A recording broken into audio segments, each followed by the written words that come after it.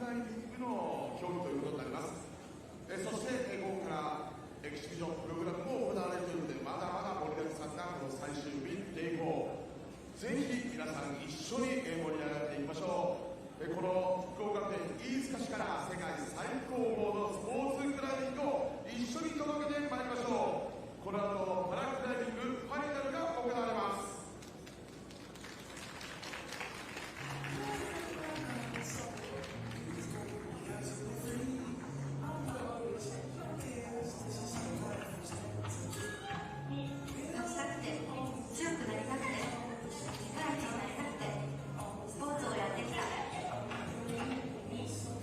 今日はただ気持ちがいい、そんなスポーツもなんかいい。スポーツにはスポーツと人を育てる仕組み。建物は建ってからの方が圧倒的に長いという事実。建物100年時代と言われる今日、重要性を増しているのがいかに建物を使っていくかという視点です。そのニーズを担う建物不動産管理業界において50年以上の歴史を持ち、業界黎明期から業界標準となる管理手法やルールを築き上げてきたのが私たち東急コミュニティです。侵入といざ海外旅行へ、もちろん HIS で。なぜ世界遺産の貸し切りができて、大自然を快適に鑑賞、自分好みにプランニングもできて、日本語で現地サポートもしてもらえて、旅行もあれこれできて、HIS だから必ずあるかも。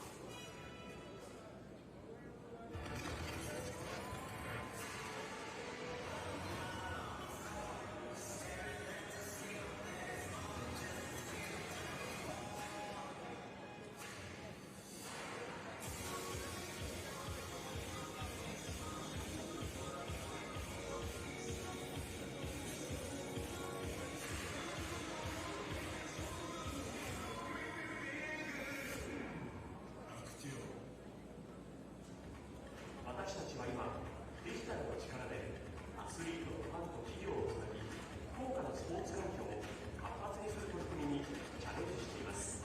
あなたが動くと選手が輝く、選手が輝くとあなたに届く、そして効果点がどんどん増えていく、そんな効果を作りませんか。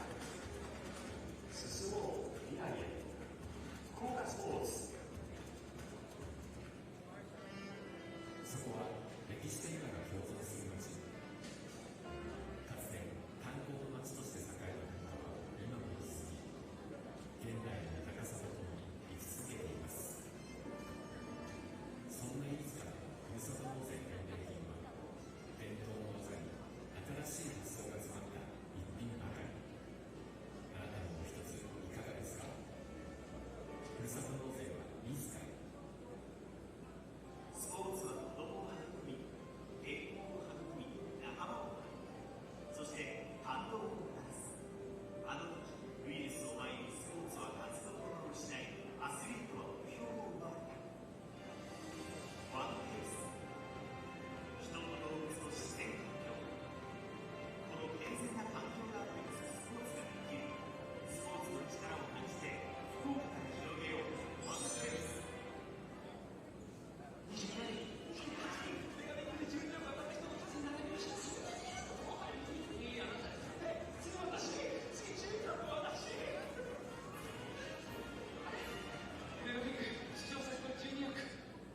観客がわーってなった時がすごく緊張が解き放たれる一瞬というか、お力セッターを締めとって言われるんですけど、試合を支配するというか、その責任を感じられる。The first time Parrot 誰々に勝つとかじゃなくて、自然に勝つっていう意識でやってるので、一日一日をより良くというか、より成長した自分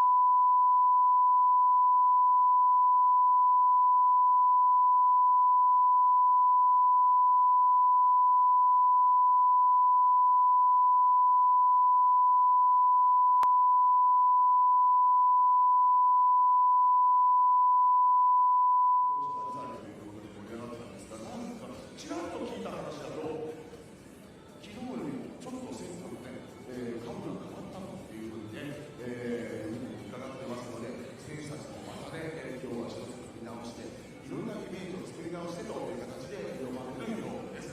そのあたりもぜひね、皆さん注目をしておいてください。よろしくお願いします。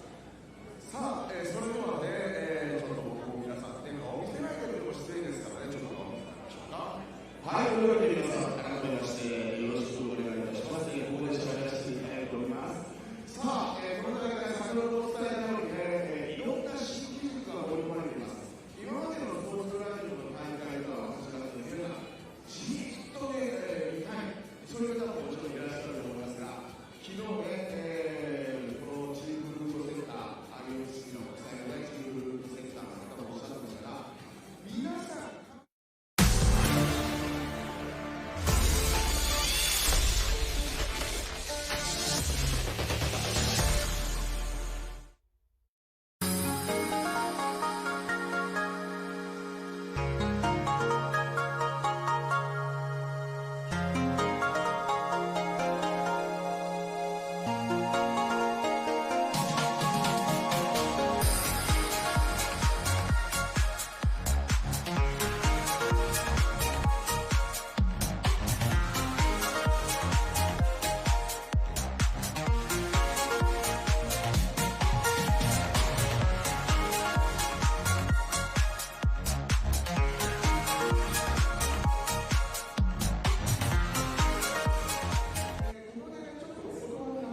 Hello and welcome to Fukuoka in Japan for the IFSC Paraclimbing Master event. This very special climbing competition with a few different rules from a normal World Cup competition. And don't worry, I'll be taking you through all of those in a couple of minutes. But this is the first time paraclimbing has come to Japan properly, and it's fantastic to see so many Japanese athletes competing here.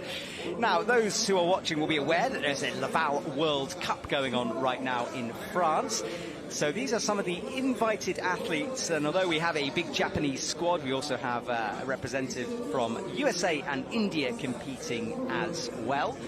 And this is our audience who have come into the stadium here this morning to check out what is more of an exhibition than a competition, although of course we will get our gold medals as per usual here tonight.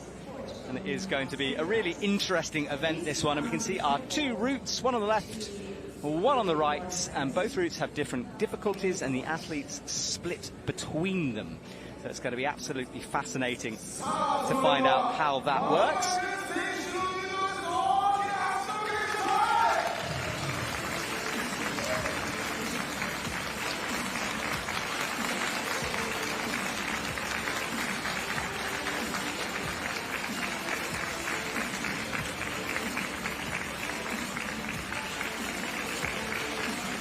And here are our athletes as they come onto the stadium. Two sets, two groups of athletes here, and they've been split by ability a little bit in terms of their, well, it's split by ability, so less about the impairments themselves, more about the level the athletes climb. So Group A climb between about 6C and 7A on a World Cup standard, and Group B around about 7B to 7C. So the impairments have been taken into consideration, but this is a totally different format from normal.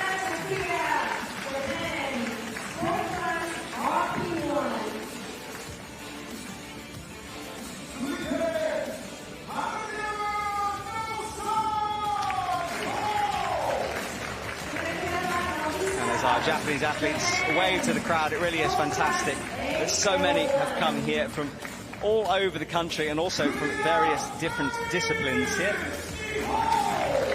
And we can see visually impaired climbers, and then our normal categories, AL, RP and AU represented here, and then the various different levels of impairment as well. The sight guides available for the visually impaired climbers.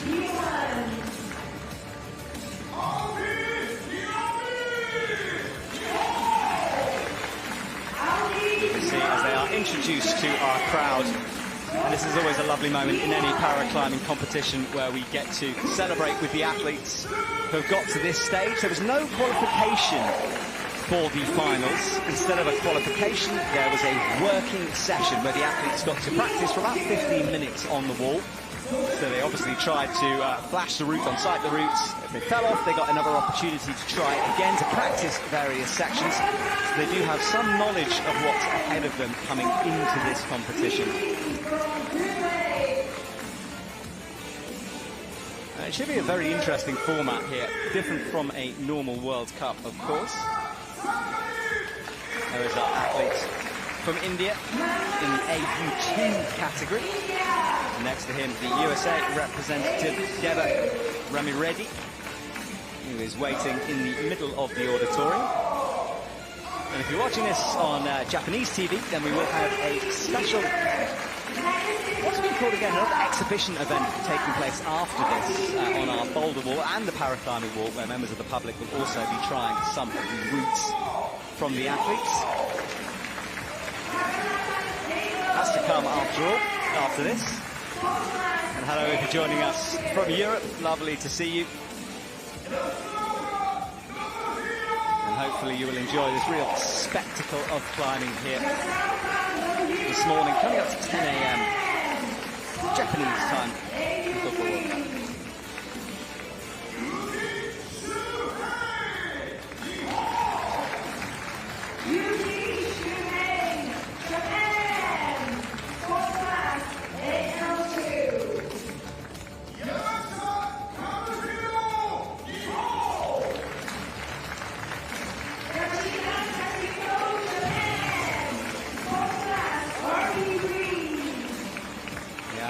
Announced to our crowd, and a lot of these athletes will be either aiming for the main Japanese World Cup team. A lot of them have competed on the World Cup stage and for various reasons aren't in the World Cup right now, and another chance to show the selectors themselves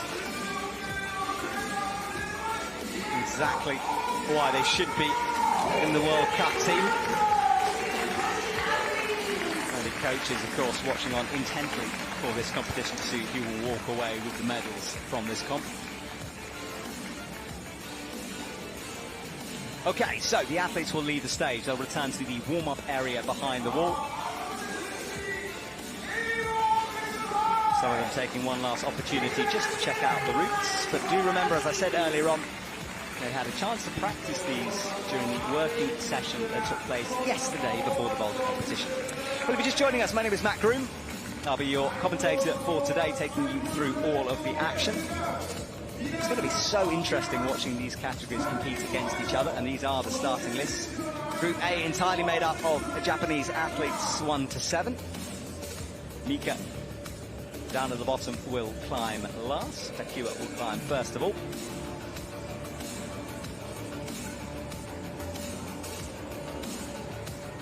Relay system being prepared in the background. And to everyone watching, remember all of the action from Fukuoka can be found on the IFSC's YouTube channel. The World Climbing Club, our free-to-watch show. We've got 2 coming at you from here, where we show you the results and the highlights and a little bit more from Lead and Boulder, which was a mixed nation competition. So country versus country with teams, men and women both competing together. It was a fascinating couple of days. So you can go onto the YouTube channel if you missed the broadcast and check out all of the highlights from Lead. That's already up, and the Boulder highlights and paraclimbing will be coming tomorrow morning on the channel. So a couple of minutes away, things are being prepared. I'll try and go quick draws from one of our main sponsors hanging on the wall, ready for the athletes in this double top rope method that we use to ensure safety for our climbers.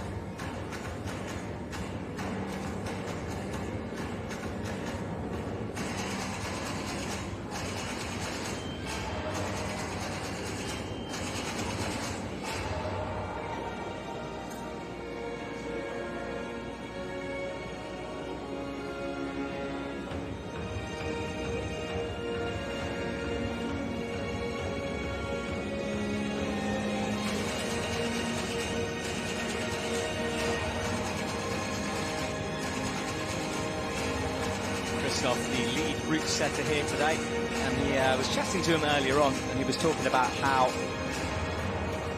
the routes are more about ability than the impairments themselves. Of course, they have been designed to try to accommodate for all the different categories available here today, but really he had a focus on the trickiness of the route. As I said earlier on, Group A, about 16 to 7-8. Group B, about 70 to 70, so a high level of routes here on the wall.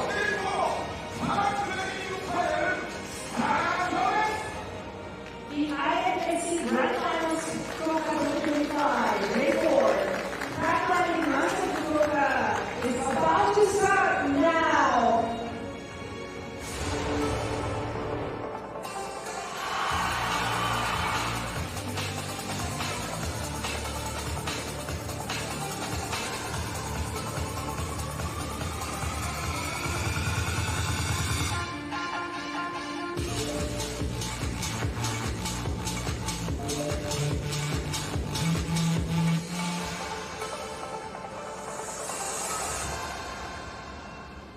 So here we go, the paraclimbing final. The first few athletes are behind that curtain. I can just about see them walking out. There is Takeo Okada from Japan, men's RP1 category. RP stands for neurological or physiological impairment. And that can cover a range of impairments for the athletes themselves, whether that's a loss of muscle strength, coordination. There's a variety of things that put them into that category. You can see Takeo needs help to walk, but he'll drop it when he gets onto the wall, chalking up. And he'll have to try to remember the sequences he figured out the day before during the qualifying session.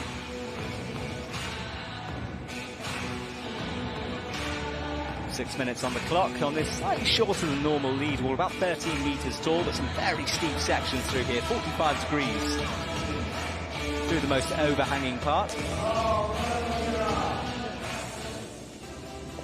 And he's underway quickly onto the good holds down low. As with a lot of our routes, things start easy, they get hard quickly as the difficulty ramps up a little bit.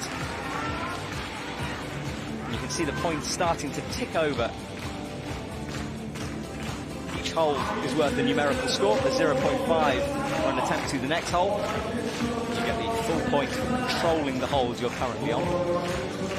Tricky judging decision always. As he crosses that right hand through onto these simple volumes. I don't mean simple as in difficult, I mean the brand. And you can see some of the indication of his impairment there, that muscle difficulty I was talking about, making it very, very hard to put pressure through the legs, through your feet, onto the holds themselves. Already chalking up heavily down low, and what is a pretty good resting opportunity before things launch up on the left-hand side, erect of this lead wall. The athletes can theoretically use the edge of the wall. It hasn't been black taped, so you could grab that, although the setter's designing the routes to not use that feature. Although yesterday in the lead for the mixed nations, was used with holds around the side for toe hooks and heel hooks available. Right, pockets now, or pockets to a good hold if he can find this cross through with the right hand. Struggling, needs purchase for the left foot.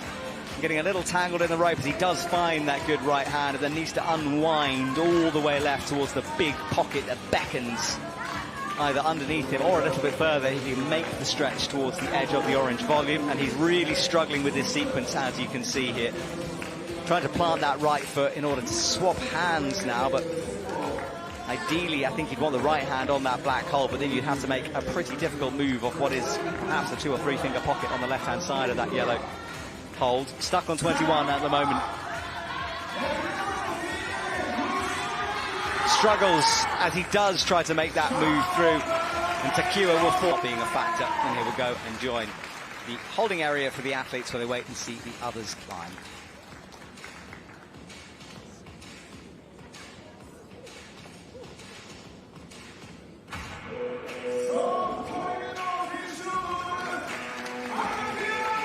Nahisa comes on, the next climber out, part of the AL category. So this is the split in categories that I was talking about. So AL, the amputee lower limb or limb deficiency, and often our athletes in the AL category will choose to campus or have to campus the route.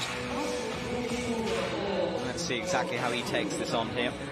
And if you want to see myself try a campus route just to show how hard it really is. The World Climbing Club from Seoul has a feature on one of the last few days where I give it a go. And let me tell you, campusing your way through these enormous lead walls that we have in the IFSC is absolutely no joke. You need a lot of upper body strength and the ability just to keep going.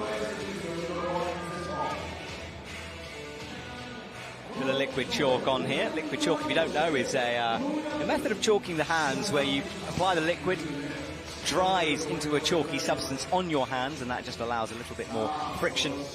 And some athletes prefer it, especially in this category where chalking up means you have to hang off with one hand. He looks ready to go. The time will start when he pulls onto the wall. The wheelchair will be removed.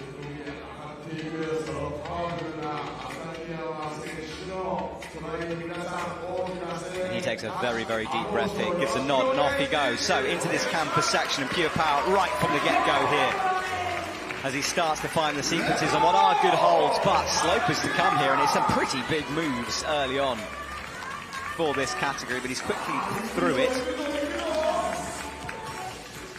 He's technically aiming for 21, but as I said, more of an exhibition here, more of a showcase of what our climbers can do. And look at the power that he's generating from those arms right now. Up with the right hand. Can't really match that hold. As you can see, it's blocked. And this sequence, just about finds that right hand. He had to flick it around the rope. But already this should be up towards the 21 point. And yes, it is. So into the left-hand pocket now. Into our number 1 spot. Nahisa. Strong stuff here. He gets set just about, trying to find the pinch, looking off that left arm, but it's a long, long stretch. Fingertips just about stroking that pinch. Can he find a little bit of boost into it? It looks like he's struggling now. Perhaps he can drop down and reshake, or maybe match, I think he's trying to do, but I think he's very close to the edge here, and he does fall eventually. But what a score, 24. Leaving him in a good position here as he moves into the gold medal provisional spot, with, of course, lots of athletes to go. But wow, that was a dynamic climb from him, straight off the ground there onto the wall. Oh, our crowd appreciating that action as he's lowered back down.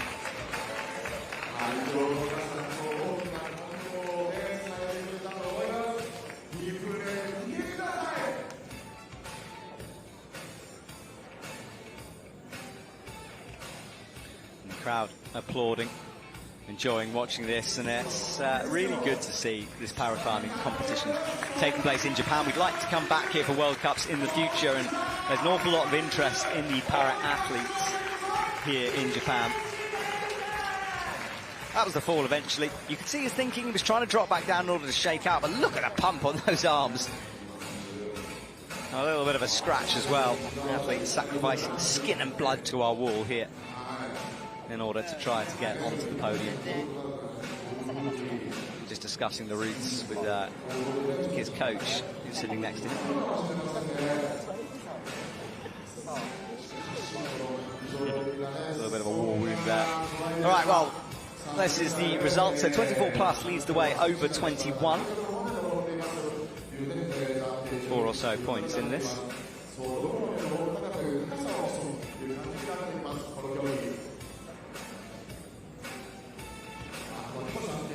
2 to go.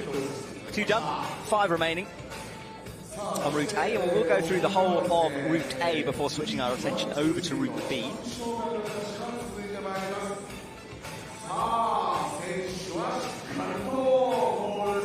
our crowd have been packing this stadium throughout the last couple of days. It was sold out for Boulder and Lead. There's a big crowd here today for Para. And now we get the first of our visually impaired climbers, B1.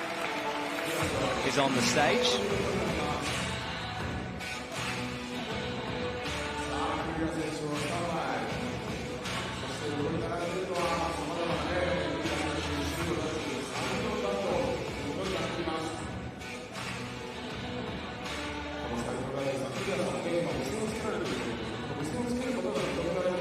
So this is a little bit different from what we've already witnessed here.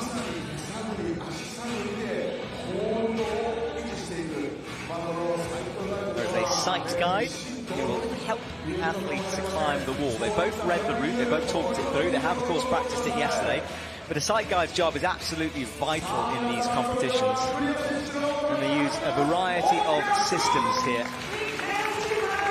in order to help the athletes. Some use a clock-based system, so if you imagine 12 o'clock in front of you, 1, 2, 3, 4, 5, 6, 7, 8, 9, 10, 11, around the clock, indicating where the athletes are going. And this relationship between sight guide and athlete is so important. The trust that is needed here. And the stadium will drop into silence here for this, so the athlete is not distracted, so they can clearly hear eyesight guide. But as you can see, earpieces on. That became standard IFSC equipment a couple of seasons ago.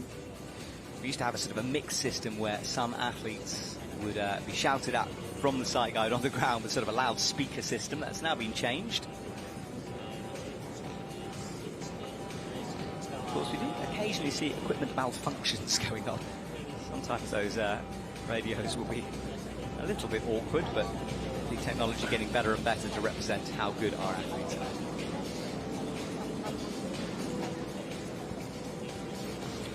So Mami has the split right now, drops the right leg on. She's standing on a bit of a sloper there on the simple volume. She needs to find the foothold, which she does, and that little adjustment made by both athlete and sight guide just to guide her towards the correct part of the hold.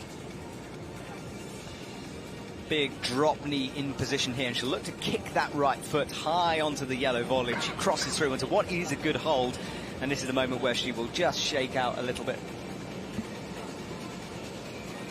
You can see the sight guide intently staring up at the wall here. Full attention required between these two. And I tell you, the teamwork needed between them. And you can see here, sadly, I don't speak Japanese, but I'm aware, having done this myself and talked to many, many people, about how complicated the systems can be and how much practice is needed between the two of them. So stretching up, missing this pocket, now gets the hand in, and this is this adjustment I was talking about. They're so good at scanning the holds, finding out exactly which part, and then the memory needed to remember exactly which part of the hold in order to grab.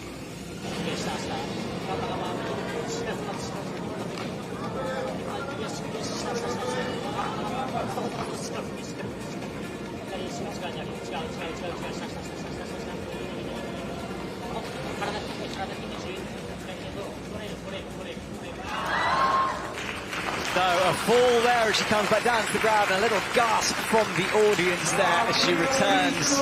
And with that score of 23+, that slots her into silver medal provisional position.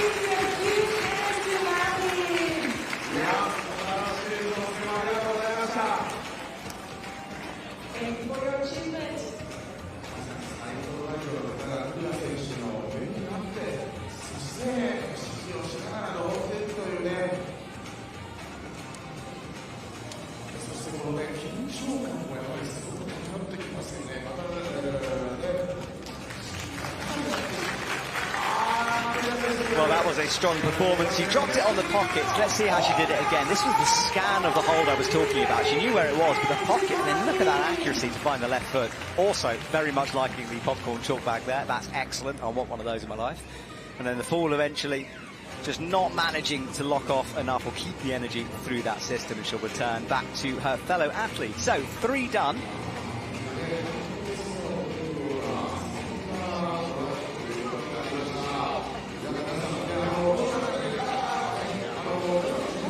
See our organisers there doing a fantastic job here, organising everyone. So this is the results as they stand with 3 gone. Naohisa in the top spot.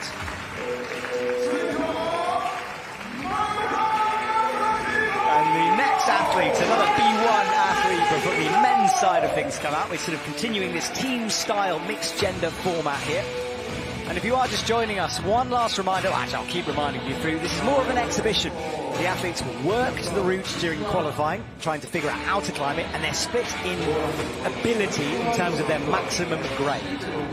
So Group A climb about 6C to 7A. And our setters focusing more on that than anything else here. So trying to give the correct challenge for their ability. And that's why we have these split categories here in this very interesting new format of comps.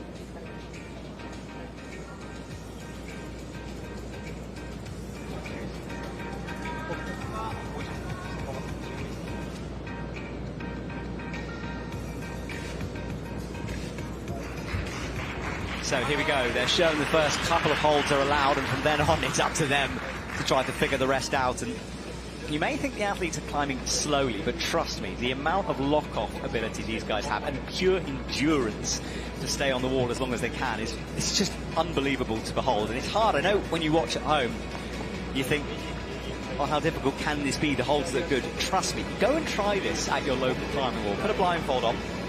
Please be safe. No accidents, please. But it is a very interesting experience because you feel very vulnerable when you're up on the wall. You know you're getting higher, you know you're going towards possible holds, but there's this feeling of sort of, well, literally climbing blind as you move through these sequences. And you can see him stretching up now, finding that good hold on the simple volume. But these simple volumes, remember, no texture in the middle, so the slightest foot placement mistake can cause a big slip. And he's searching now for that jib on the left foot, and it's super, super small, that. Have to be accurate. And you can see the side guide, interestingly, air climbing with their athletes, trying to put a bit of muscle memory into his own voice here for this section. Up onto a jug, and it will be a bit of an unwind. Quite a large move here as he searches for some feet. And I like that little drop knee with the left foot. There is a jib to be had, which again he finds, but he skipped a hold here. Now, whether that's through intent or not, you sort of have to roll with the punches a little bit on this, and he has made it work with the match. But again, another big move, and this is where things get a little bit harsher here for our climbers, because you can see it's blocked. And that will not only block the hand, but disallow heel hooks or potential toe hooks in order to make the moves to the traverse to the left. Our current leader is a little bit higher on here. Our campus climber dropping the move to the white pinch up by the sponsor logo, just above Yoshihito's head here. Yoshihito starts to add points to his score, 22. He moves up into a provisional bronze medal position.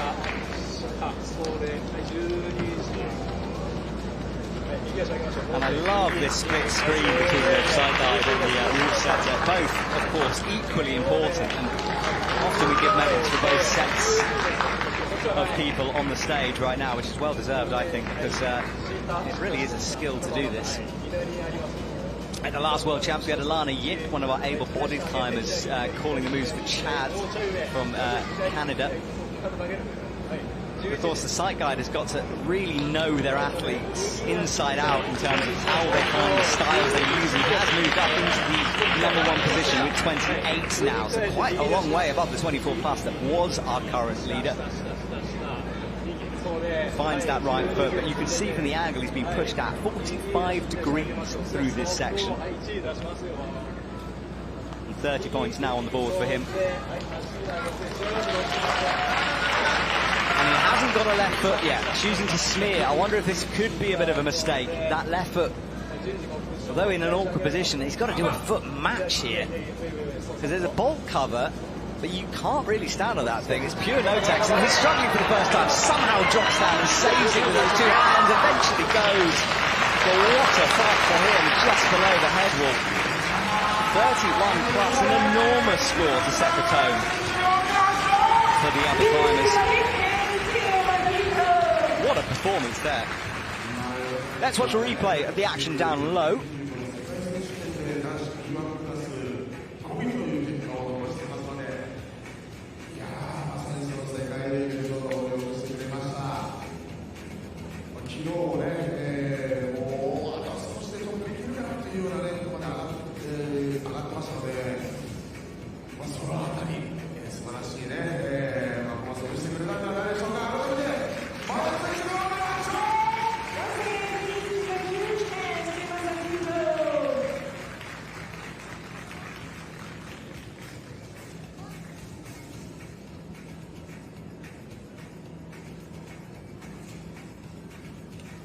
So that was the fall, and this was the moment where he retreated, fist bumps all round to celebrate with Team Japan. And it really is kind of like a Japanese national competition here, as you'd expect. Lots of Japanese athletes coming to Fukuoka in Japan for this unique exhibition style competition that we have here today.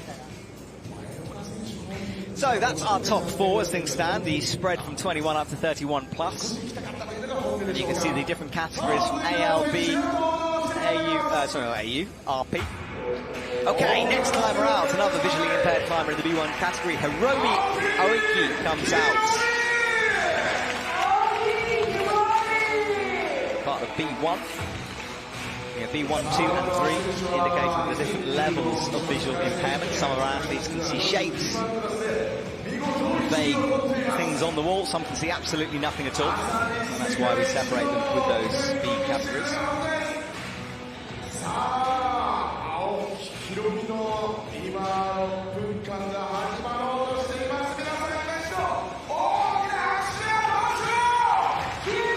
Minutes on the clock is reset.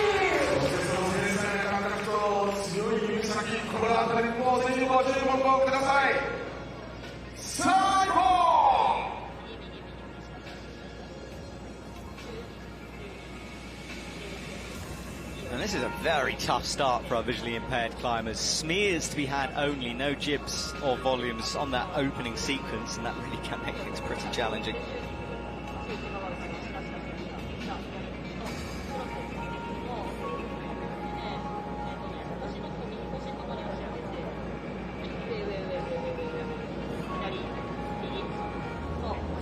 Guy there deciding to use more of a handheld radio system here. It's up to the individual teams exactly what equipment they have out on the wall.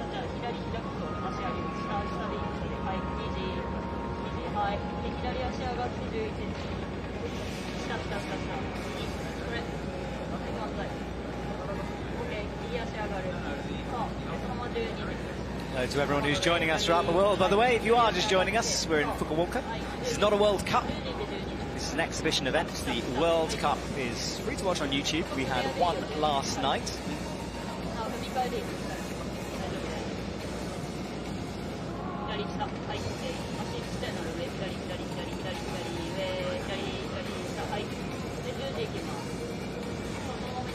Up into the simple volumes now. Careful with the feet, as we know. We're learning this route. No one yet getting into the crimps that beckon on the head wall, and a really hard sequence at the top of the wall.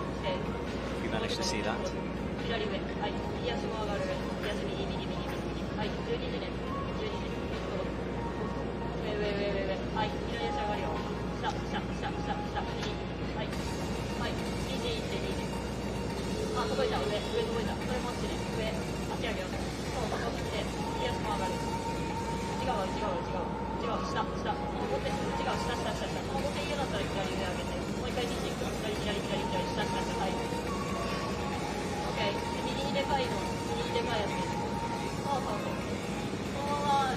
You can see lots of instructions going on as she heads towards the big pockets that are available. Those pockets getting smaller as you go from right to left here. Really fun sequence of moves, lots of cross-throughs, lots of technique needed.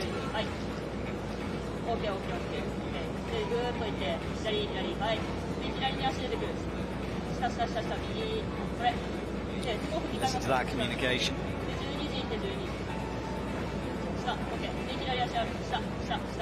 You can see stop, stop, stop being said there. I don't know why I'm trying to translate Japanese. I don't know what that means. I'm thinking it means stop, but I don't think it does mean stop. But I like the communication here, and lots of communication going on between the two of them.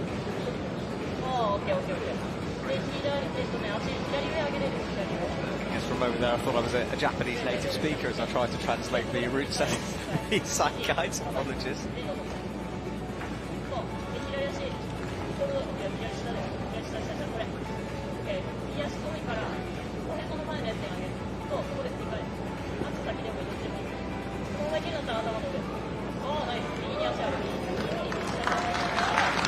Right, up towards these yellow volumes now, and this is a real feature in the wall. It pushes the athletes back, building this 3D-like volume. It's only going to make that 45 degrees more overhanging as you go. And she's got a good high foot here, and remember the high point 31 plus, and she's on 30 right now, so going for the provisional gold right now. And I tell you what, it's pretty cool how this has worked out. Every athlete topping the next one in his order, pretty much. Finds that left hand. Right, the coping on the wall, as you can see, that indicates an angle change. You go from 45 to about 15 degrees here, so although it allows you a little bit of a break on the arms, things get much more technical up on the head wall.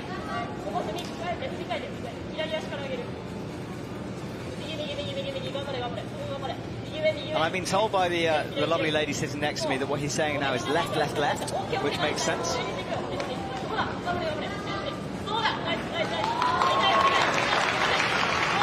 And she finds the right hand as well. But now, look at this, starting to struggle for the first time. Arms straight, she's got to do a big move up with the left. It's hard to see from the angle if there is a jib, but she can't make the move. But regardless, that is a 35. To our podium now, you need 24 plus to get bronze, but Nahisha is there. Machito is with 31 plus, and then Hiromi up with 35. She's just got that high point. You can see the smile on her face. She knows that was a strong performance. Let's watch it again. This was about midway through, just before the pockets that come and lead the athletes over towards the left-hand side.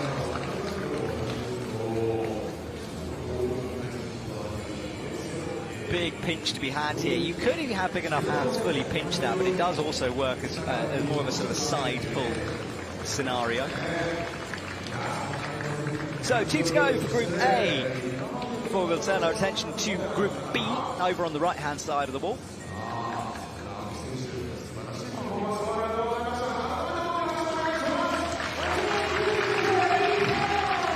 Moment where she fell, trying to lock off that arm. You can see how heavily she's breathing. Eventually the arms gave out, emptying the tank there up on the head wall. But what a performance from her. Wow, we might be seeing her at World Cups in the future.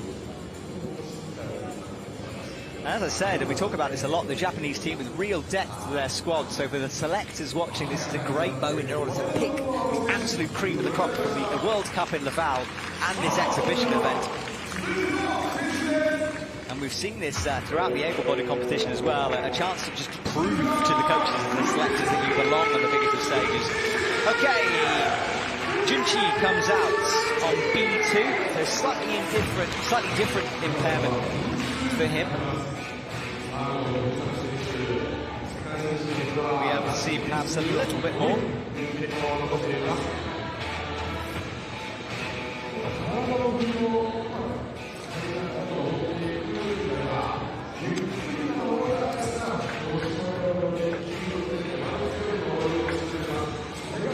So, as we can see, the first couple of holds they're shown. Of course, there are no holds for the feet here. It's just a sloping curve. But we see setters do this so often, just giving a little bit of a nervy start for our athletes, just to unsettle them a little bit. Not difficult down low. They won't want anyone to really fall, but they will want athletes to overgrip these first couple of holds. Now, a little bit of an issue, I think, with the radio, but now the nod is given. And the athlete, once that right foot is off the ground, the clock will start. 6 minutes time not being a factor so far. And he is underway. And what is quite a low, scrunched up position to start in. And this is this uncomfortable beginning I was talking about here. And the smears, as you can see. It would be very easy to make a mistake here. And he's completely missing the huge jug up above him. Whether deliberately, and then almost another miss there as well. So perhaps a little bit of a miscommunication early on as the pair settle into this route.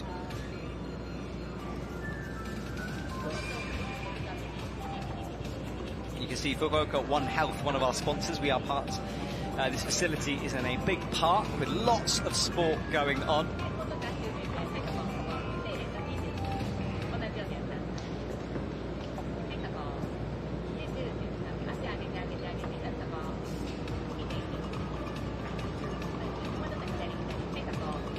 Tennis next door, there's a giant swimming pool next to us, and this is a retreat for people to come relax in the tranquility of the Japanese southern mountains. The forests stretch out around us. Fukuoka about an hour drive away, one of the main hubs of Japan. Some of the athletes choosing to stay in the city and then travel into this wonderful venue here. Junichi on 13 at the moment. And he is looking like he's struggling a little bit, not completely in sync at the moment.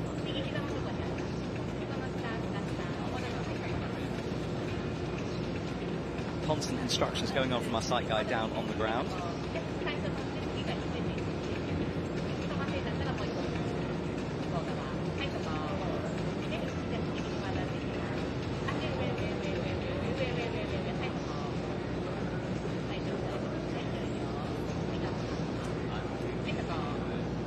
And her athlete there climbing well into the first of these blocked holds, but pockets to come.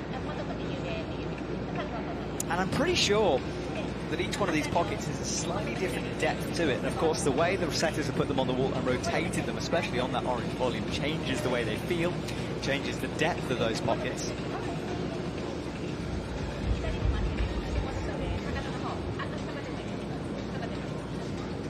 Brings that left foot up. The arete there, as I said, theoretically you could use it all the way up, but obviously not designed to be done like that. You could stick a toe or a heel around the corner there. Setters will block it with black tape if it's an unfinished arete. Often our walls have just an edge which you can grab. Because there's a bit of plywood on the edge, it's very difficult to do that, and that's why it's being technically opened up.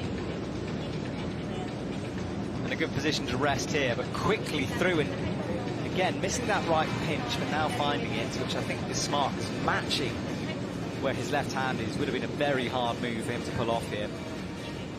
And feet super, super low, using his strength well as he finds that hold, searching around for the left foot, now gets it on.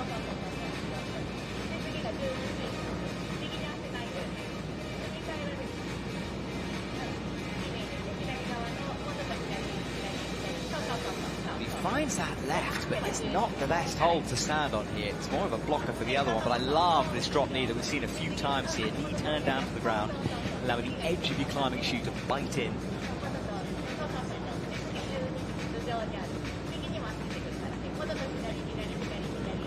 He stretches up now, trying to wrap that left hand underneath into the big undercling. Finds the right foot, but there's only a bolt cover to be had out there on the right, so not the best of holds to be had.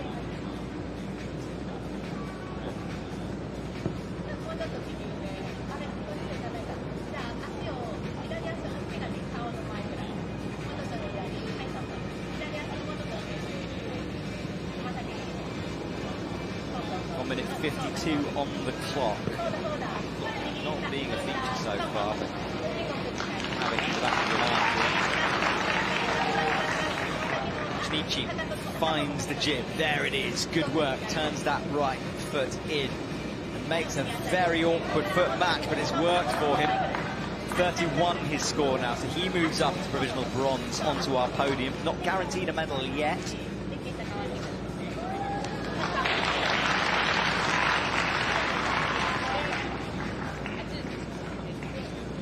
Chalking up for all these smaller holes to come on the head wall here.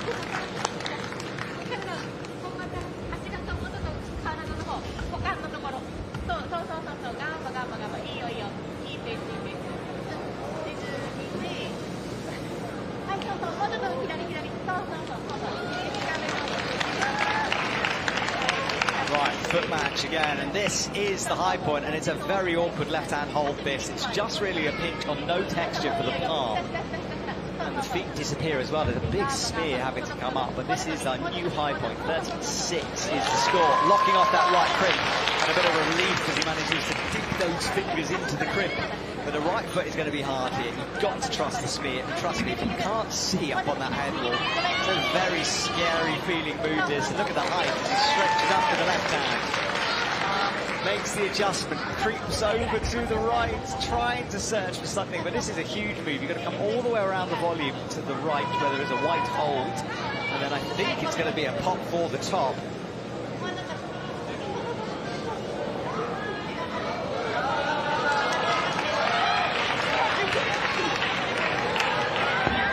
One move away, stretches over. Is this going to be our first top? There it is, needs to match it.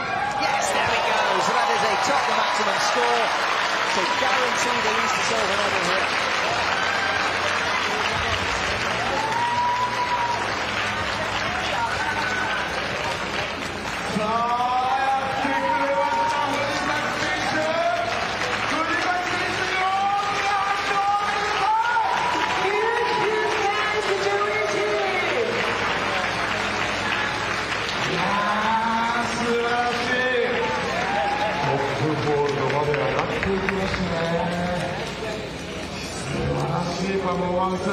Let's see a replay of this again. He stretched up with that left hand. He took his time, he figured out the sequences.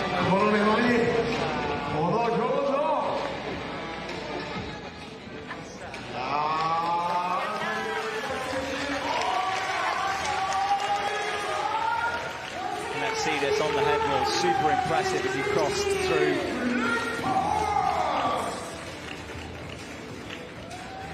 And that was the top. Good work from him there.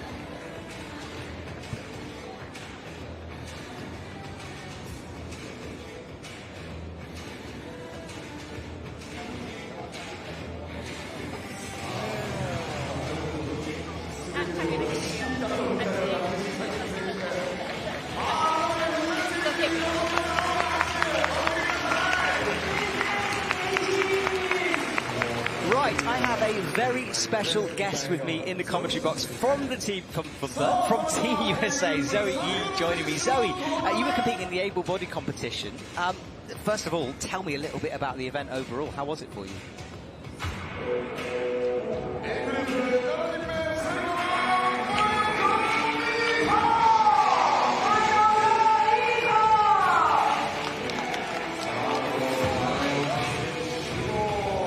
Really enjoyed watching you climb because you were so impressive, one of the standouts of Team USA, and especially that flash of the boulder that you did yesterday.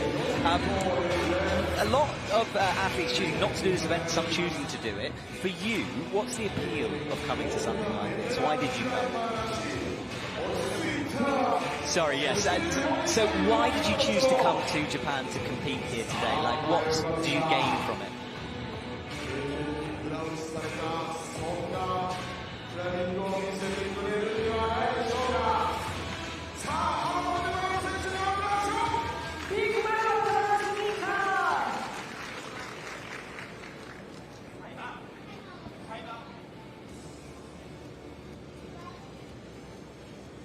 I enjoyed that as well, and I'll talk to you more about that. Right now we're just watching Mika on the wall, the final athlete out on Group A. She needs to get to 40 in order to get the gold medal position, 31 plus to get onto the podium. And it is decided by time, so theoretically if she tops the route it will be whoever did it quickest. So I'll be honest, I didn't quite see the time on the last one, but it will be updated on my system as we go, so we'll be able to let you know. So Zoe, yeah, you talked about coaching. Obviously the coaches aren't usually in the spotlight. What was it like being coached? Because all your teammates are around you, the coach is shouting at you. Was it quite difficult to focus, or did you find it to be an advantage?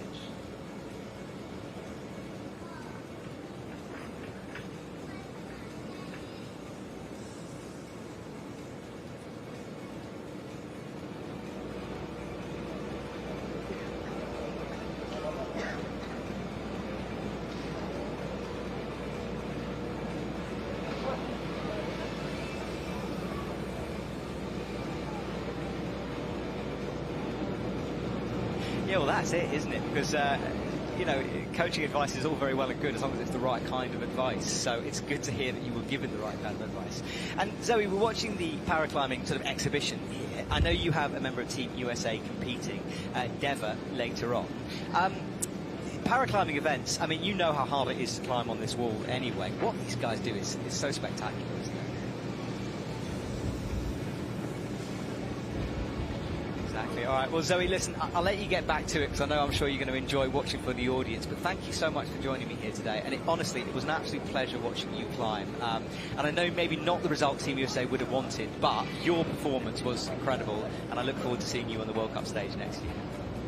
Thank you, Zoe. Appreciate it.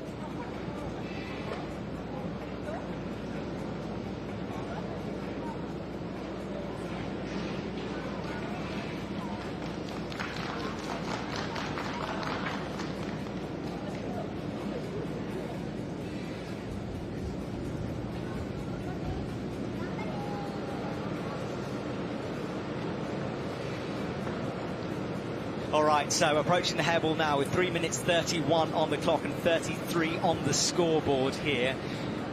She makes this transition from the steep part to the more slabby section of wall.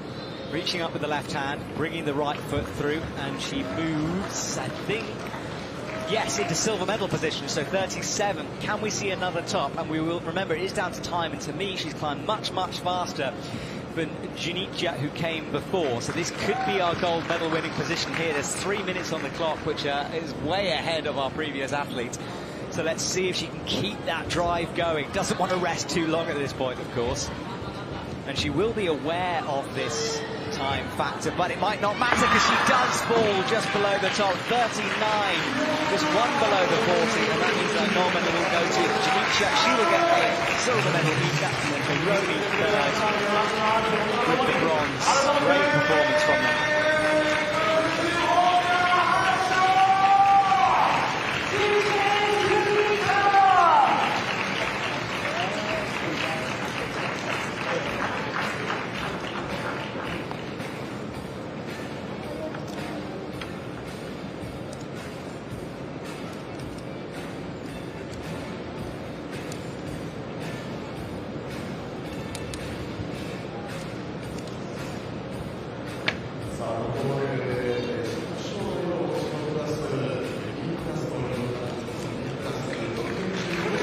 Okay, well, we're watching the replay of that performance, and of course an entire another category to go here.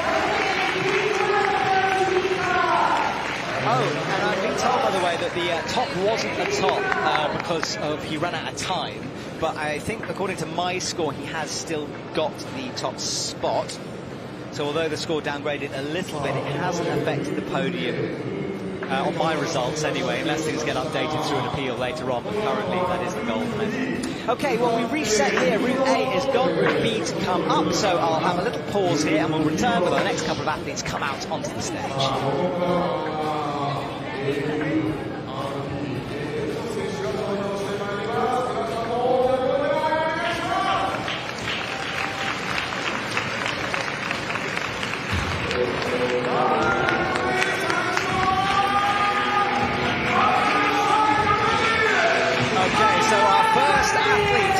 To Route B, and remember the difficulty ramps up a bit for Route B, about 7B to 7C in terms of sport climbing, and the way they found that out is they've looked at their previous performance record, mainly on World Cups, and also feedback from the athletes. For example, the final climber out in this category, Shingu, was put in the first category, he flashed the route and then asked to be put into the harder category, so there is a little bit of feedback that goes on from the athletes as well.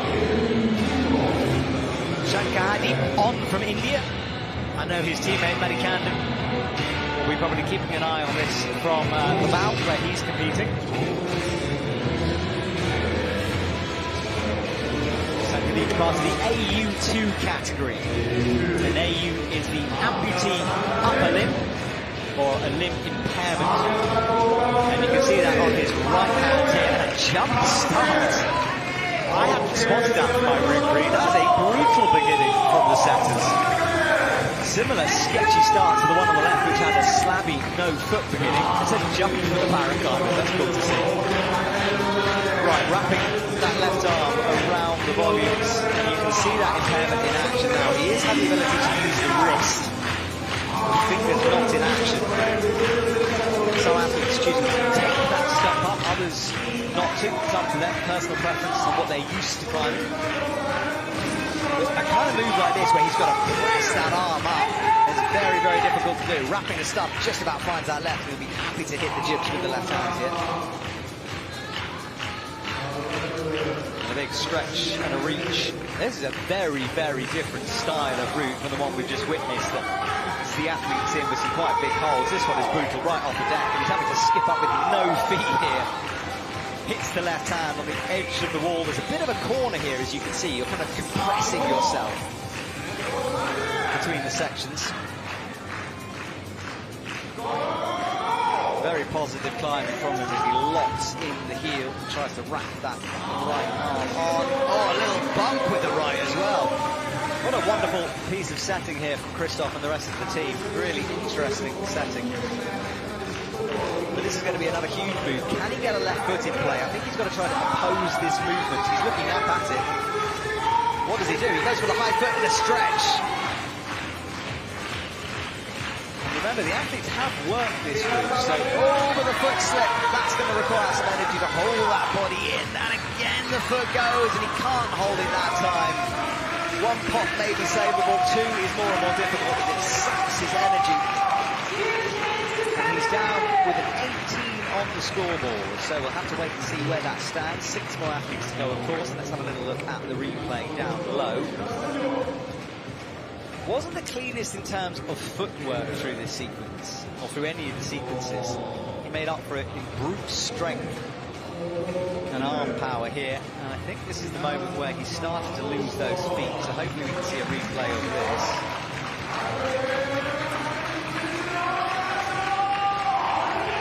Yeah, we're not watching the feet, but there with the pops, that's the pop there, tried to get the feet on, popped it then again, and you can see not as precise as he would have liked through that sequence, and eventually burning through.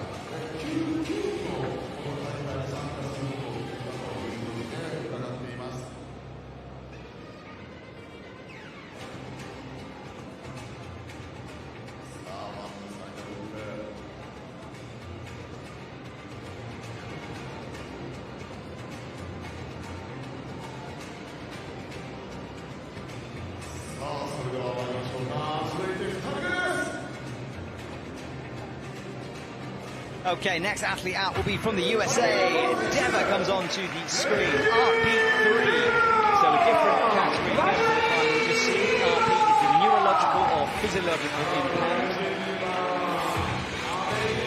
So another chance to see how a different category will take on this climb.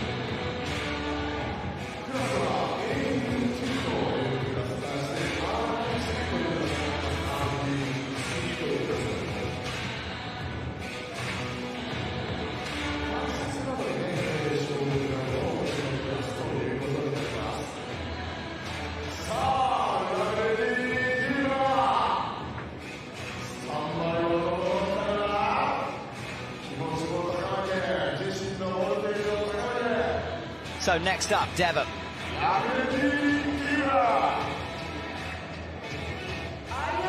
He rereads this route.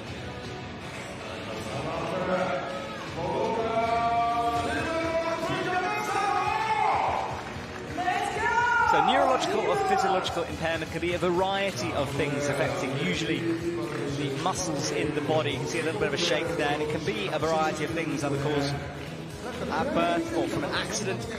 But it really is difficult in terms of arms and feet, and just control of limbs here often affects these athletes. He's immediately boosting and bumping through these sequences here.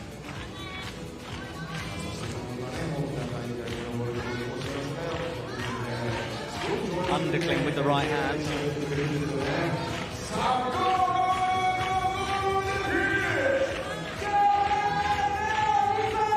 Got to try to launch up for that left hand, which he does find, and using the side of his foot, less of a heel hook, more of a heel side press.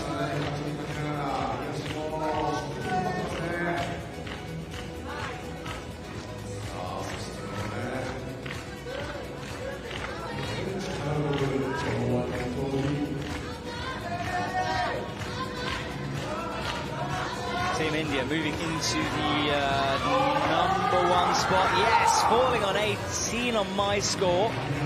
It should be 18 plus now, which will put him up into the gold medal position.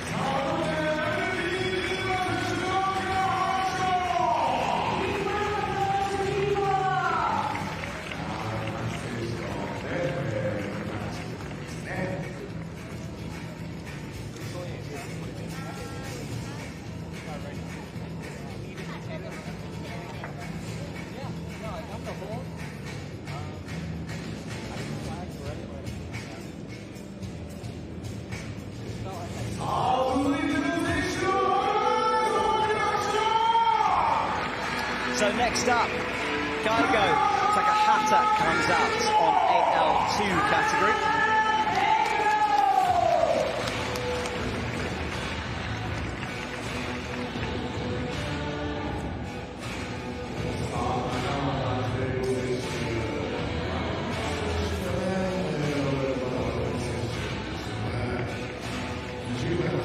18 plus is our high point.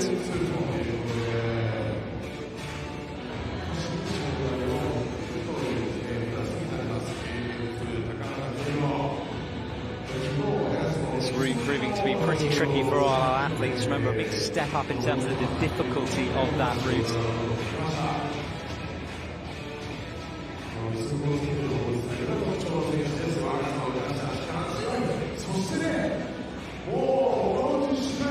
Bit of a nod, you can see the impairment on that right leg, choosing to use a prosthesis.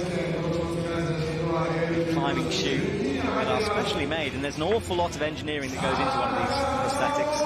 And I know my colleagues in Laval are getting a special feature talking about the variety of prosthetics to be used.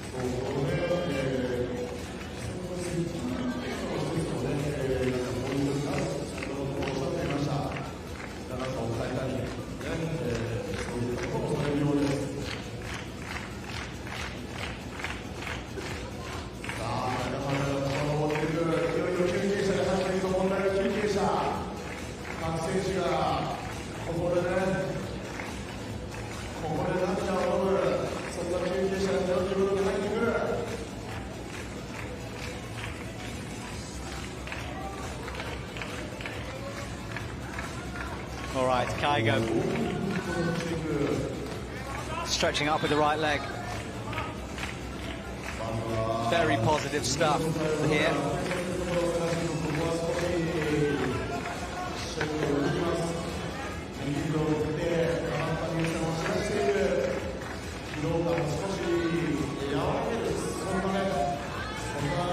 Fires up with the right hand. Look at this strong, powerful stuff here. He fights through, and 19 should move him up into the top spot here.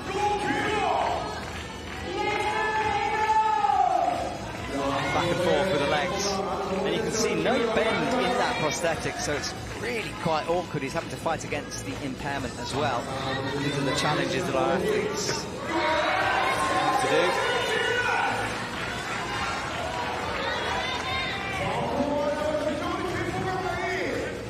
Chalking up now.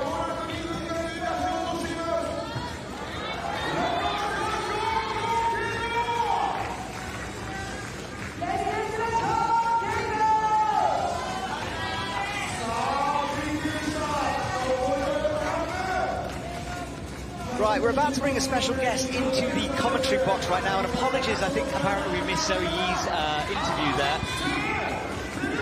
Bit of an issue with the technicalities, so apologies to Zoe there, but we have got Zoe's teammate in the commentary box, who is Deva, who has just climbed on this wall. As we're watching right now, Kaigo, who is campusing through and locks in a high toe hook. Look at the use of the prosthetic on this move as he hangs up above. Right, let's bring in our co-commentator. Now, Deva, you've literally just climbed up this wall. You're covered in chalk. How are you feeling, my friend? I feel great. It's amazing to be here. I get to watch so many amazing climbers right now, so. Well, we see him fall on 29. Sorry to interrupt you, that's a high point for him.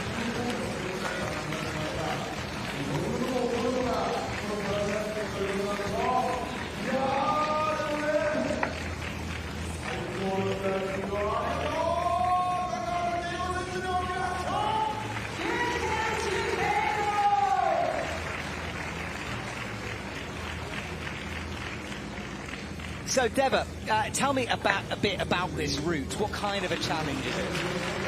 It's very overhung, so if you can tell, the angle is really steep. So for a lot of these moves, you do need tension. So if you look at the climbers on the wall, you can see them using toe hooks. They're trying to have as many points of contact as they can. And that's the thing with disabilities. Usually you have one or more of your limbs where it's just hard to maintain that point of contact, which makes it even more difficult. 100%, man. Do you mind talking about your impairment? Yeah. Can you tell us how it affects you out of the wall? Yeah, specifically, so I'm semi-paralyzed in the right leg, so I can't really put a lot of force on the wall with my right leg. Some of my main disabilities, I don't have a quadricep, full quadricep.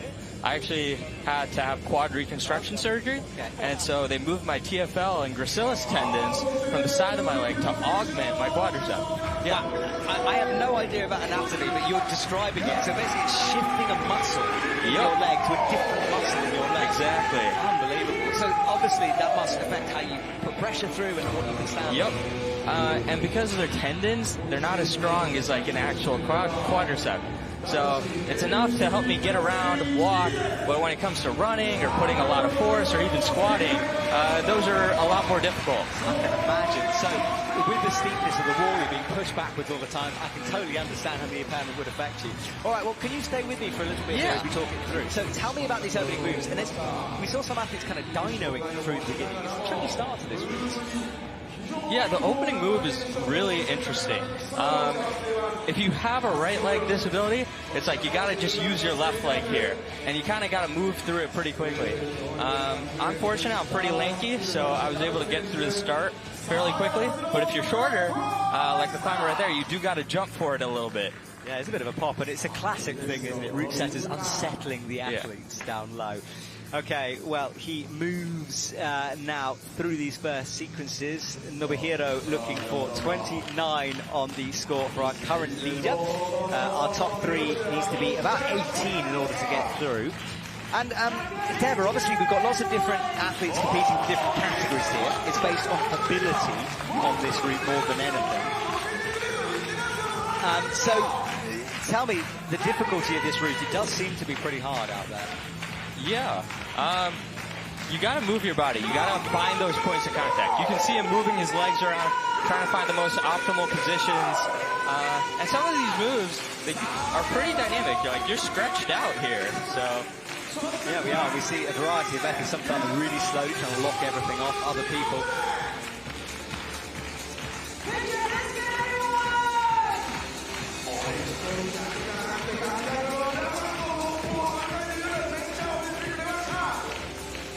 Okay, so as we are watching here, up onto the green volume, and then crossing through with the legs right now, up onto this white hold. Careful, careful, and a big throw up. And these black volumes, Deborah, you know, you've got to be very accurate in terms of hitting that, haven't you? Yeah, yeah. Fortunate thing is they have like a little strip, so then you kind of know where you're aiming for. But when you're on the wall, right, it's hard to find things because you're just focused on climbing. Absolutely, and he's on 25 at the moment, so into provisional silver. And this is where you have to traverse all the way around to the edge. And I love the fact that the edge of the wall is technically in on this lead wall.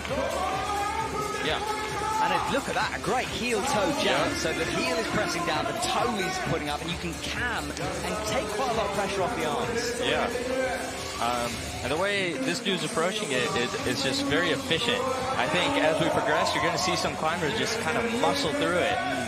Yeah, Nobuhiro with some very high left heels here. I love his footwork. It's such a dynamic, as you said early on, kind of flicky climb with this. Oh, look at this, cutting loose above our crowd. Finds the right jib. And then this is the adjustment high with the heel.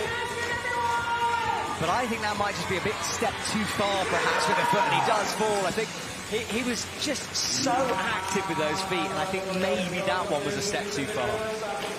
But he falls, but on a 31, that will leave him in provisional gold with just 3 to go. So, Team USA, obviously there's a squad here from the able-bodied side of things. You're the only representative from the paraclimbing. Are you aiming to sort of get into the World Cup squad one day? Yeah, so I've been fortunate enough. I got to compete at Salt Lake City and the World Championships in Seoul. So you decided to come here rather than go to Laval? Yeah. I have a lot of friends in Tokyo, and so for me, just going to Tokyo after the World Championships made a lot of sense. And since I was already here, I was like, damn, there's a competition in Fukuoka. Take a train down. Trains are awesome here in Japan, so glad to be here. Yeah, the training in Tokyo, of course, some of the hardest and best gyms in the world. So in your build-up to next season's World Cup circuit, I guess that begins in a couple of months, really, as this weird cycle of our sport continues. Yep. I'm super excited going into next season. This is my first year competing, and so I've learned a lot, and just approaching competitions, there's a lot of mental, right? It's not just all physical, and so the preparation you have in isolation, in your training, and so these are all things I get to tweak for next season, so I'm really looking forward to it. Yeah, That's what I've heard from a lot of athletes, that this is an opportunity to test yourself against world-class routes. And also, I mean, this environment, right, we are in a very high pressurized situation, and it can take a while to get used to that. So this is another opportunity for that. Exactly. All right, well, final climber. Maybe stick with us through one more, and then I'll let you get back to your teammates to celebrate, if that's okay with you. Yeah, totally fine. Awesome, man. Okay, so Shui is part of the AL category. So AL is the amputee lower limb or limb deficiency. And you can see not just use a prosthesis here. And Deborah, I know this isn't your category, but it's interesting, isn't it? The athletes who do choose to use a prosthesis and those who don't, and how that affects them as well. Yeah. So obviously a prosthetic can be extra weight, but depending on the prosthetic, I have some friends on the U.S. paraclimbing team, and they tell me there's different classes of prosthetics, and so that can affect how they climb, depending on which prosthetic they have. So they might have a walking prosthetic, they have a climbing specific one, even running one. So it's all people's preference, really. It is, and I know from talking to people in the industry that that's being sort of developed over time and the technology improving. But, you know, this is a working process. Okay, so up into this jump light position. And of course, by not using a prosthetic, although it's very obvious what you've got to do, you have to have this real stabby style of movements between the holds. Yep. You need a lot of precision, especially for the footwork, right? You got to land that leg exactly where you need it, especially on these comp walls where they're really small footholds. Yeah, and of course with the inclusion of no texture as well, the accuracy increased even more.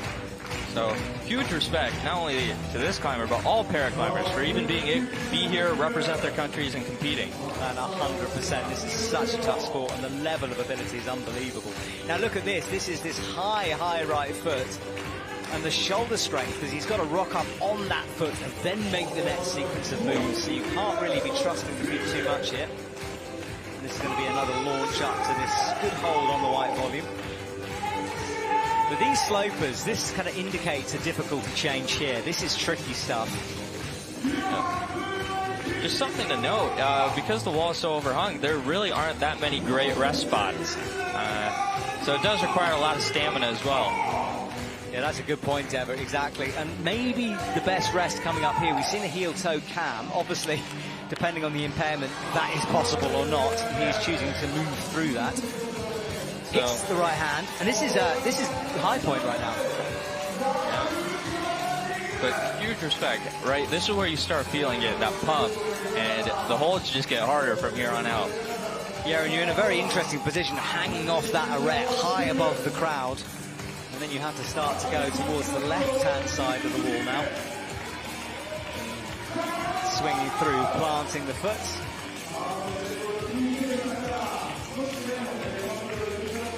And this is good work from him back and forth. But this is an enormous launch he needs to make. He drops in underneath, stretches up with the right hand.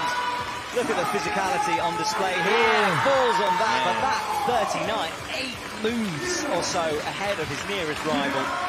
Moves into the gold medal spot with that one, and with 2 to go, he's guaranteed a bronze medal, so very cool. So, Deborah, thank you so much for joining me here today. Really enjoyed chatting to you. And look, best of luck for the rest of the off-season. Do you get a bit of rest, or are you sort of driving through with training from now on? I guess I get a bit of rest. I'm exploring Japan for the, another couple weeks after this comp, so... But when I'm back in the States, yeah, it's back to training. Back to the grind. Well, Deborah, thank you so much. It was a pleasure watching you climb. At the moment, you're just outside of the podium in 4th, but no worries. More of a challenge, really, this exhibition. Thank you, Deborah. Appreciate it, man. Have a good rest of the day. Thank you.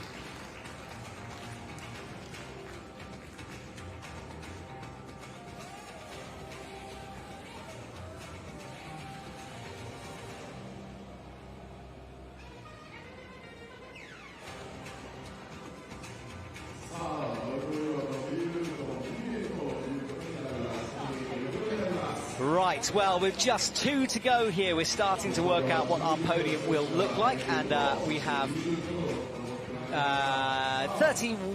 29 is the position needed for that score.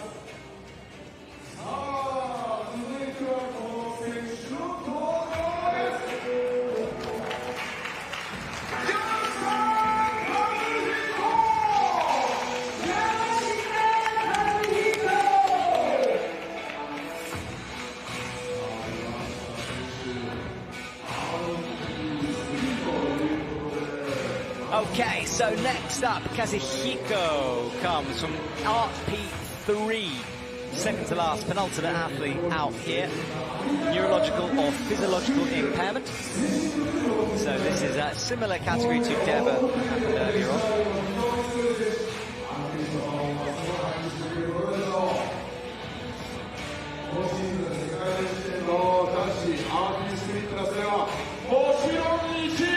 So, second to last athlete comes onto the wall.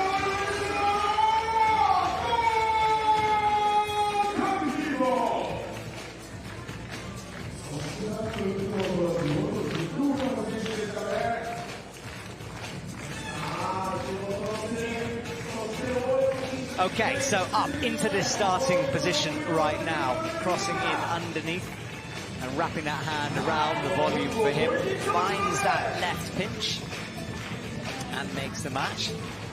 Big high point needed here if he wants to get up onto our provisional podium. 39 plus is the score. Bumps that right foot, launches left. And I love the dynamic movements of this route here. It's such a physical climb. Locks in the heel, 5 minutes 15 on the clock. Lots of time, of course. No one timing out, which is good to see.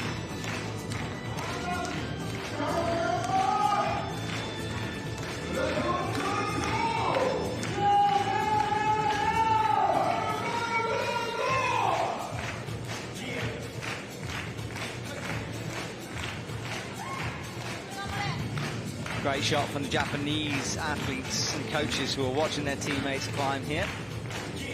Big Japanese presence, as we'd expect, and it's great to hear from Deba about his progression in the World Cups, of course, choosing not to compete in Laval for this one.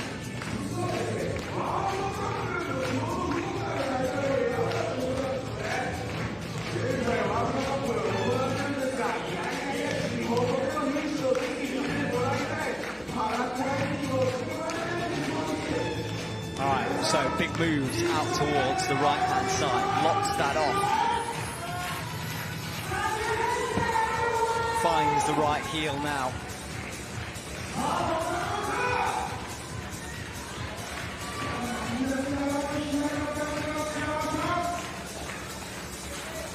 And this is a fantastic climb from him so far, looking very, very composed. 3 minutes 55 on the clock as he hits the arete hold. He climbs himself up into a silver medal provisional position, so guaranteed a medal for him with just one to go. Let's see if he can get up to the head wall though. 39 plus will be enough to get him the gold. Finds the left foot.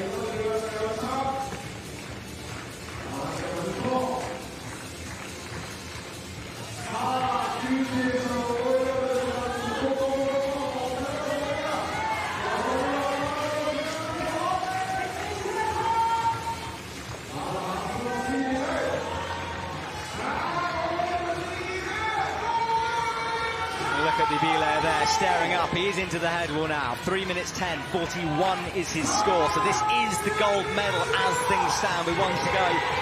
Let's see if we can unlock the final sequence of these holds. There's the top, there's the slopers to his right. A lack of feet, as you can see. So there is one jig for that right foot now. Very small dot of friction. What can he do? Brings the left foot up, launches right, and he does do it. I don't know if it will count as a top, but it will count as a high point here. 45 plus, yes, so not quite the top there. He's got his head in his hands, opening the door just maybe a little bit for Shingu, who will come out next.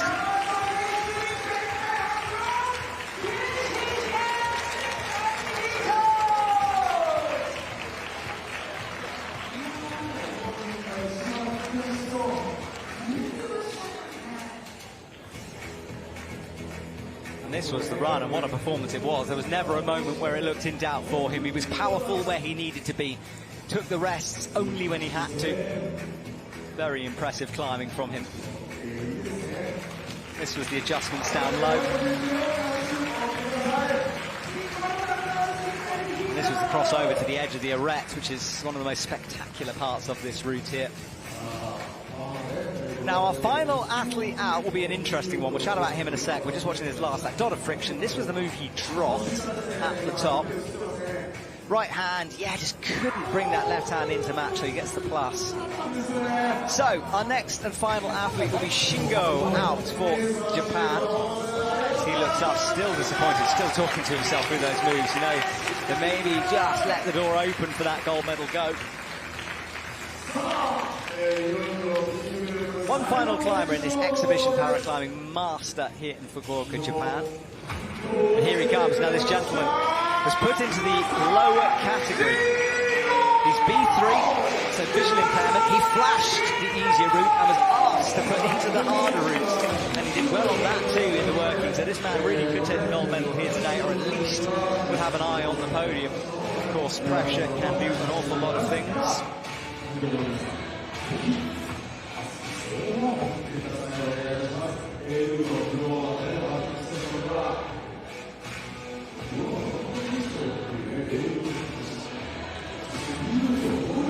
Little smile to his route setter. Sorry, to the route setter, to the B-lad, to say thank you.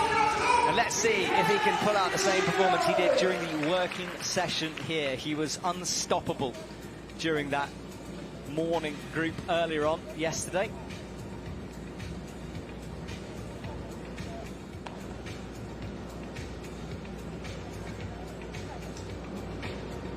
See the stadium and the sight guide here back in action, dropping into silence here as we watch. All eyes on Shingo.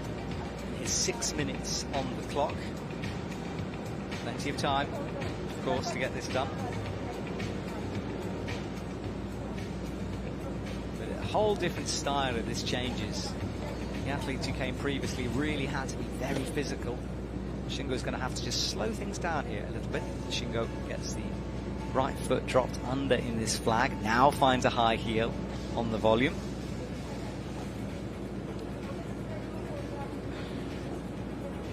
And manages to find that right hold. There is another hold, I think it was a bit caught out by that. It's more of a foothold. You can see the black smear of rubber.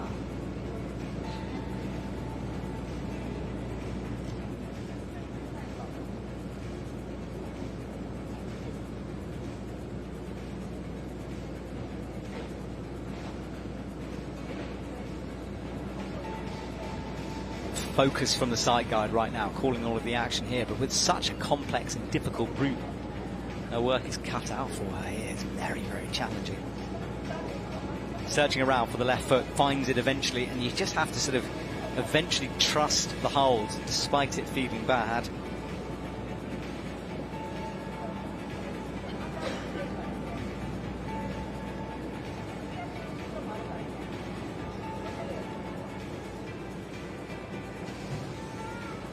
Hanging off, searching around. Oh, he's not on very much there, but that's very clever because, of course, that left hand there, so fantastic. And there is it's a jib on that. Great camera shot there to show it. It's hard to see, especially covered in chalk, but there is a slopey jib that allowed for that match rather than it just being a pure pinch. Look at the power here as well. 28 on the board. And it won't come down to time if he can match it. This is a big cut loose though. And now this is where he'll need to pick up the pace in order to find the feet, which he does do. Finds the right hand as well and flicks in a big left heel.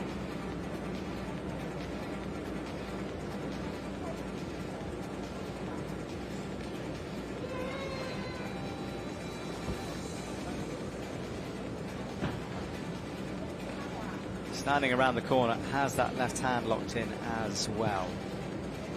That's the cross through. Jib to be had for the left. This is solid stuff for him. Moves into 36, so it is in a bronze medal position. And look at this knee bar. Can he lock this in and take those hands off? He can. Very cool to find that. I wonder if it was planned. I wonder if he found it in the moment. It's not a sort of a no hands rest style knee bar, but it will absolutely allow him to shake out and gain a little back. It does look awkward though. You can see hips turned down towards the wall, shaking out that right hand. And he's pointing, trying to communicate with his sight guide down low. He can talk to her as well. It's a two-way radio, that. So he can communicate back.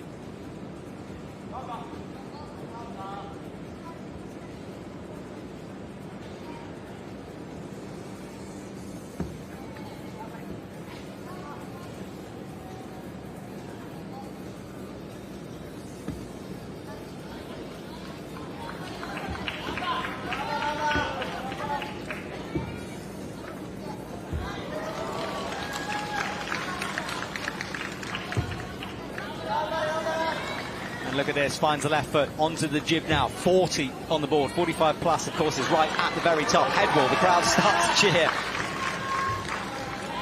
Trying to stay silent, but also it's such an exciting moment this as he searches for the left foot. Can he possibly get this? Yes, he's got a thumb in. Just the thumb to cling, and then turning those fingers into a crimp. But this match is pretty hideous, and he's going to readjust here and lock off the thumb. Crosses onto the right jib with those fingers. Creeps himself up, stretching. Just about on the sloper, yes. And now, dot of friction. He finds the dot of friction, setting himself well for this last jump. Might come down to time here. He moves to 45. Finds the last hold. Can he match it? Needs this foot press.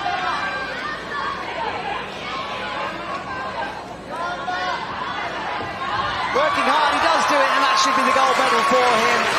We saw it from Kazuhiko, who left the door a little bit open by that last move, and it has come back to bite him. He moves down to silver, and Shingu, the man to talk about this at this event, gets the gold medal. What a performance from him.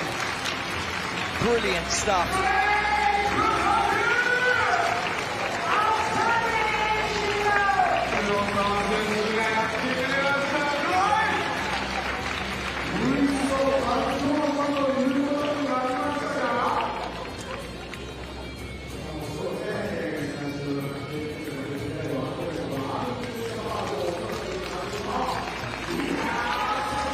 What a moment for him as he leaves the stage.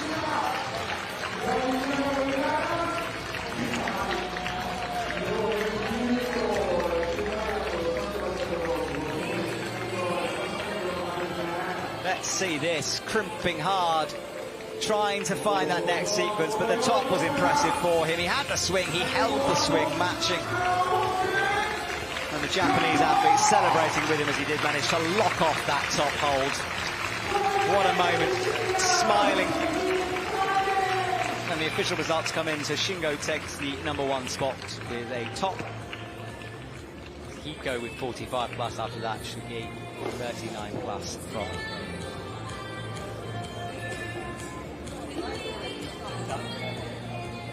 So that's confirmation of the results, the top 45 plus and the 39 plus. Fantastic stuff from all the athletes there. As our exhibition masters event concludes, and we just have the podiums to come. And with that, we will conclude the IFSC Nations Grand Finale here in Fukuoka. And what a comp it's been.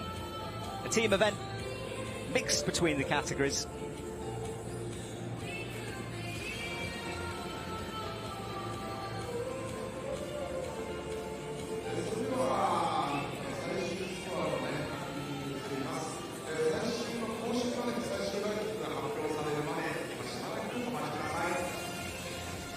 Well, a reminder to everyone that the Boulder and Lead competitions took place over the last couple of days. You can go and watch them on those streaming platforms if you have access to them, or if not, then the World Climbing Club is your saviour. You can find out the highlights, behind-the-scenes interviews and more on YouTube for free on the IFSC channel. Remember to go to Instagram and subscribe on that. Photos, stories and the rest from all of our events. But of course, the IFSC season hasn't quite finished. Later on, we have the final part of the Laval Paraclimbing World Cup. Half of that was completed last night, and we will finish the next half tonight. So still some action for you still watching. And thank you to everyone who joined me in the commentary box over the last couple of days and today. It's been an absolute pleasure sharing the mic with them. From Garrett, our route setter, to athletes coming and joining me. Thank you, Roxy, and the rest. My name is Matt Groom. It's been wonderful calling all of the action. I'll leave you with interviews and podiums to come for this event as we say goodbye in Fukuoka.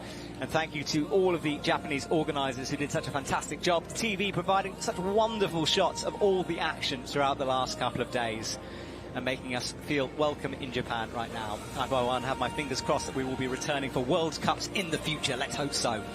So thank you, everyone. I'll leave you with the podiums. And we'll be back next season, of course, for more IFSC paraclimbing events.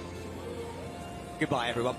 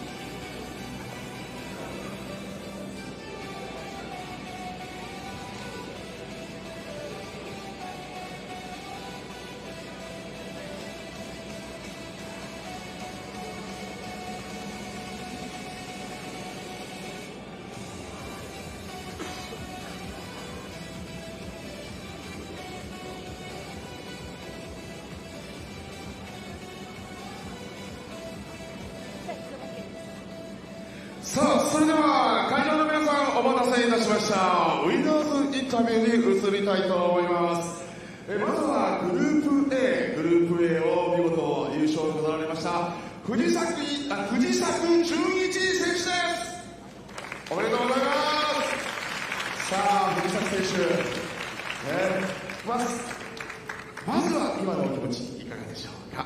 もう本当に素直に嬉しいです。はい。若干ゴールまで、そうですね、時間切れということになってしまったので、その点だけ、ちょっと残念ではありますが、嬉しさの方が勝っています。はい。なるほどね。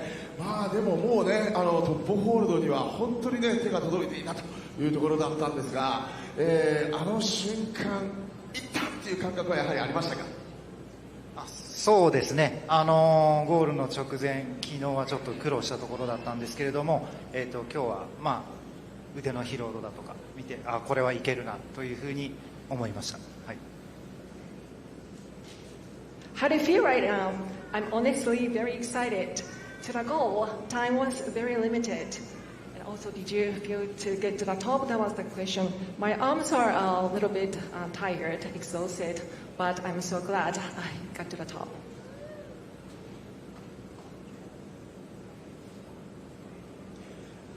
さあ、続いてはですね、サイトガイドを務められました竹内さんにもちょっとね、お話を伺いましょうか。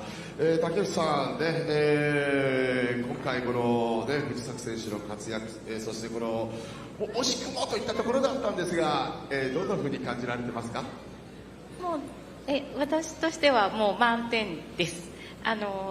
確かに時間切れではありましたけど、でも13秒で前回の大会より今回の方がより進化しているところを見せてくれたというところですごく嬉しく思っています。はい、上り自体も藤崎さんらしい動きで登れていきましたし、私ももうサイトガイドしててとても気持ちが良かったです。The site guide Takeuchi.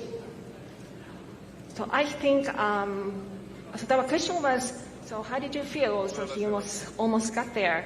So I think he did perfectly, and his performance was just improved than before. So I'm very delighted to see that today. はい、それではですね、最後の質問といいますか、最後はですね、観客の皆さんの後押しっていうのが非常にねあったと思うんです。そんな観客の皆さんに、ぜひね、藤崎さんから最後、メッセージ、伝えていただきますでしょうか。よろしくお願いいたします。はい。ですね、登っていって上の方に行った時にもう行っていって私がホールド取れたことをもう喜んでもらえるような声が伝わってきたんですね。あれは本当に嬉しかったです。もう一つ行こうと思えたので、本当に応援ありがとうございました。はい、これからもこの経験を生かしてもっと進化していきたいと思いますので、はい、ぜひ応援していただければと思います。ありがとうございました。はい、見事グループ A で優勝を飾りました藤崎選手でした。Do you have any message to the fans? I was climbing to the top, getting there to the top, and so step by step, I was trying my best, and then so all the supporters and fans are just cheering me up a lot. So I'm so appreciated.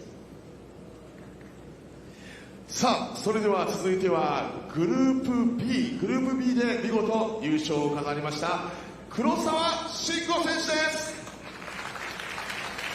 ありがとうございます。さあ、黒沢選手、昨日もね、ワーキングセッションで完登されて念願の B を登りたいというふうにおっしゃってましたが、今のお気持ちいかがですか。今日は B の方の向かって右の課題登れて、でまさか完登できたので、まだ登り切ったことが信じれないぐらい嬉しいなと思ってます。So today, yesterday, so you completed climbing, and he wanted to climb. He wanted to try for the route B, and so today, so he did on the route B. So how did you feel about the route B climbing? And so this time was unbelievable because I could achieve climbing completely. So just unbelievable. A と B と両方登られたと、昨日も含めて思うんですが、やはり何かご自身の中で違いありましたか？違い、A の方はなんか僕が好き、得意なムーブがいっぱいあったのかなというところと、で右側の B の課題は単純にゴールの手前とかが特に難しくて、もう落ちると思いながらゴールは取り付きました。はい、上り応えは右のがありましたね。はい、ありがとうございます。Is there any difference between route A and B? And A, I think this is my favorite route, and I think I was really good at this route as well.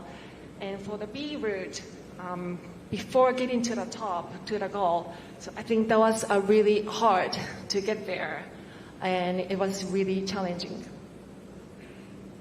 さあ続いては斉藤ガイドを務められました北島さんにね、ちょっとお話を伺いたいと思いますが、北島さんの上から見てこの今日の黒沢選手、トライはどんな感じに映っていましたか？そうですね、昨日急遽念願の B の方の課題を協会の方が登らせてくれることになってとても感謝してます。で登る練習の時間をいただいた時に一応ムーブはばらしてたので、今日は持久でなんとか確信のところまで行けば完登するだろうと思って見てました。でちょっとよれてるなってレストしてるところでハラハラしましたが、そこで抜けてくれたので本当嬉しいです私も。はい。So how did you feel about the try attempt? So for the associations, so they supported us to try this climbing route B today. So I was really glad. So he completed climbing. I was convinced that he can do it. And also a little bit concerned about his climbing, but I'm so excited and delighted. さあそれでは最後にね、黒沢選手にもこのね、観客の皆さんへの応援に対するアンサー、そして最後メッセージを頂戴したいと思います。よろしくお願いします。まず大会、このような立派な大会に出れて大変幸運だと思うし、このような機会を与えてくださり感謝してます。で日頃も今日ね登りきれたのも、たまたま登れたわけじゃなくて普段から練習しててその練習に付き合ってくれる人がいたので、今日のようないい結果が出たと思います。であとそうですね、あと、クライミング、昨日も言ったんですけどクライミングってほんまに楽しいスポーツだと思いますので、ぜひ障害ある人もない人もクライミングやっていきましょう。ありがとうございました。Do you have any message to the fans? I really appreciated to participating in this competition this time, and also I accomplished climbing. So this lead me to every day's practice. And as a result, so I got a great outcome. And also to those who have disabled, let's try it, everyone, for paraclimbing as a one. はい、改めまして B グループ優勝しました黒沢慎吾選手にも大きな拍手をお送りください。Big hands to Fukuoka. そして A グループ B グループ、こちらのね、両選手そして両サイドガイドの皆さんにも大きな拍手を。 Big hands to everyone. ありがとうございました。以上優勝フラッシュインタビューでした。さあ、この後は表彰式の方に移らせて、移りたいと思いますが、少々お待ちいただきましたのでお願いいたします。表彰式準備が整いましたらスタートいたしますので少々お待ちください。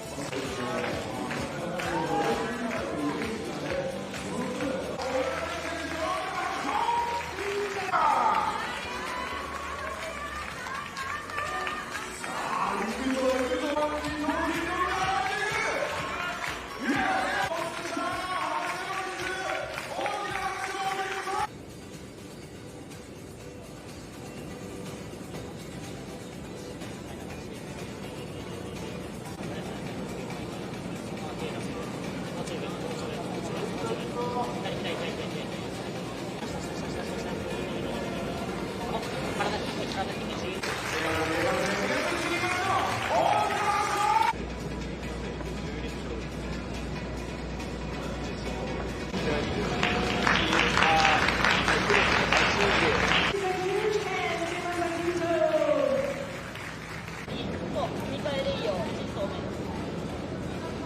右も伸び上がる。1投目おーナイス。